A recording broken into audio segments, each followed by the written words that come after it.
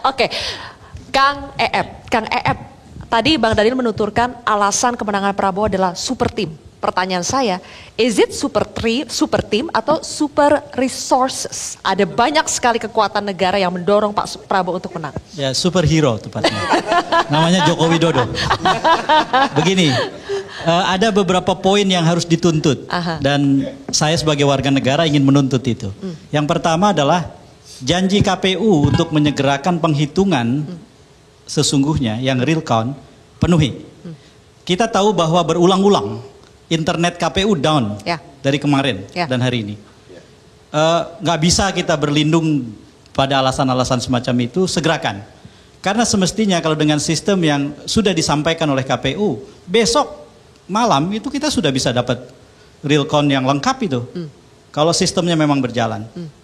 Ini hak rakyat dan itu informasi publik. Karena kalau semakin lama, kenapa Kang Eep?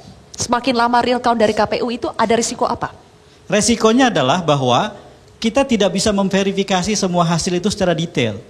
Verifikasi yang terpenting itu adalah ketika data numerik berupa perolehan atau distribusi suara kita cocokkan dengan pembuktian yang tersedia pada saat penghitungan di TPS.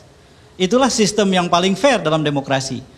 Nah, kalau kemudian KPU ternyata tidak menampilkan C1, ya harus ada yang menampilkan. Saya kebetulan kan sejak akhir Januari itu memimpin satu gerakan yang namanya Warga Jaga Suara. Kami dengan berbagai hambatan, insya Allah bisa menyegerakan penghitungan itu. Besok kami akan lihat apakah siang atau sore itu kami sudah bisa mulai menampilkan hasil dan mempublikasi secara layak. Dan yang ingin kami tampilkan itu bukan hanya data perolehan suara, tetapi juga download C1. Ini ada tim di Warga Jaga Suara yang sedang bekerja untuk itu. Kemudian yang kedua, menurut saya pemilu 2024 ini berbeda dengan pemilu-pemilu presiden sebelumnya. Ini pemilu presiden yang keempat. Menurut hemat saya, salah satu perbedaannya adalah keterlibatan presiden itu luar biasa. Dan sebagai warga negara, saya tidak bisa membiarkan itu lewat begitu saja. Saya misalnya mengutip data dari Litbang Kompas misalnya ya, tentang berapa besaran berbagai kegiatan bantuan sosial yang dikeluarkan sepanjang 4 pemilu terakhir. Itu angkanya luar biasa. Pemilu tahun 2009 angkanya 17,7 triliun. 2014 naik jadi 78,3 triliun. 2019 naik jadi 194,76 triliun. Pemilu kali ini 560,36 triliun. Menjelang pemilu dan selama pemilu. Artinya bantuan sosial menjadi instrumen yang akan berhimpitan dengan kerja elektoral. Kalau kemudian ini dibiarkan, ini akan menjadi sesuatu yang tidak sehat dalam demokrasi Indonesia. Ya, lebih-lebih ada nepotisme sebelumnya dan seterusnya ya. Jadi menurut saya itu bukan tim yang besar, ini superhero namanya Joko Widodo.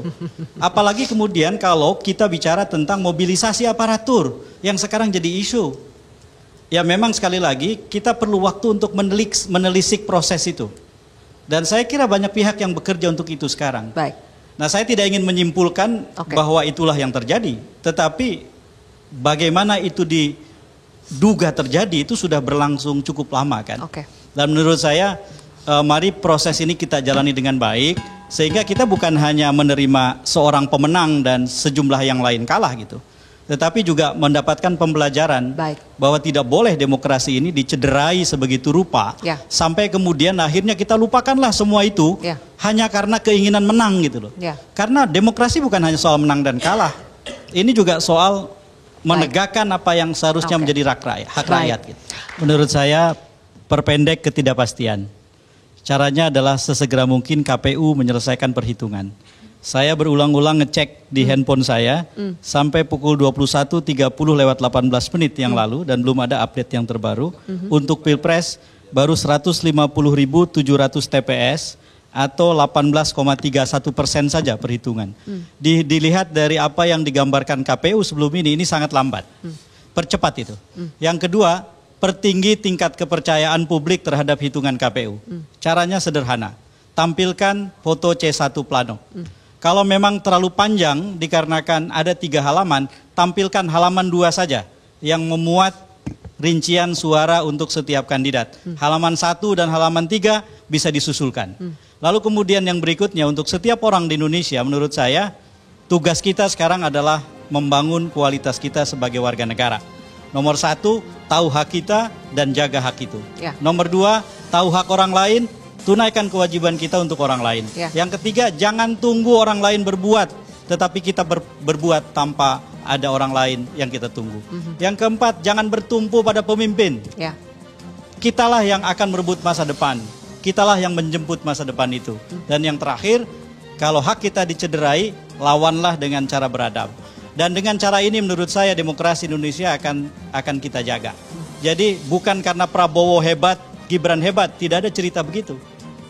Warga negara yang harus tampil dan merekalah yang menjemput masa depan mereka. Ya. Jangan bikin spanduk dengan tulisan misalnya kalau nanti sudah ditetapkan Prabowo Gibran masa depan Indonesia di tangan Anda. Salah sesalah-salahnya.